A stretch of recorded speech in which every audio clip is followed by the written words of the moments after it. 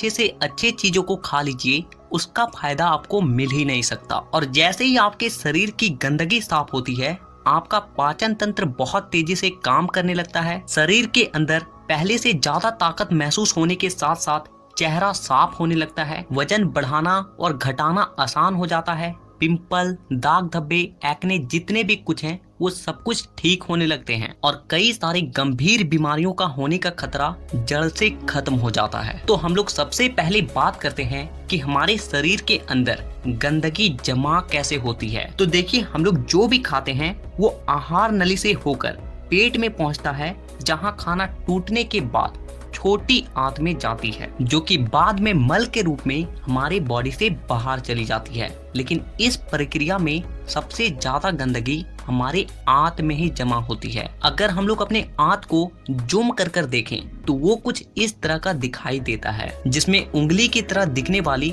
छोटी छोटी उभार होती है, जो कि एक फिल्टर के तरह काम करती है, क्योंकि इन उभार के अंदर नसें होती है जो कि हमारे शरीर के अलग अलग हिस्सों से जुड़ी होती है और इसी नस के जरिए खाने में मौजूद पोषक तत्वों को खींचकर खून में और हमारे शरीर के अलग अलग हिस्सों तक पहुंचाया जाता है। लेकिन जब हम लोग जाने अनजाने में गलत तरीके के खाने का इस्तेमाल करते हैं तो वो हमारे आंतों में चिपकने लगती है और धीरे धीरे दीवार पर एक मोटी परत बनाकर जमा हो जाती है, जिससे कि जब हमारी आंतें खाने में मौजूद पोषक तत्वों को खींचती है तो उसके साथ साथ गंदगी भी हमारे खून में मिल जाती है और फिर शरीर के अलग अलग हिस्सों में जाकर ये गंदगी जमा हो जाती है। जब ये गंदगी खून के जरिए हमारे लीवर तक पहुंचती है तो फैटी लीवर और जॉन्डिस जैसी बीमारियां होती है। जब ये किडनी में जमा होती है तो किडनी स्टोन और फेफड़े में जमा होने से अस्थमा, और जब खून के जरिए दिल तक पहुंचती है तो कोलेस्ट्रोल और हमारी नसों में ब्लॉकेज पैदा होती है। और जब ये गंदगी हमारी स्किन में पहुंचती है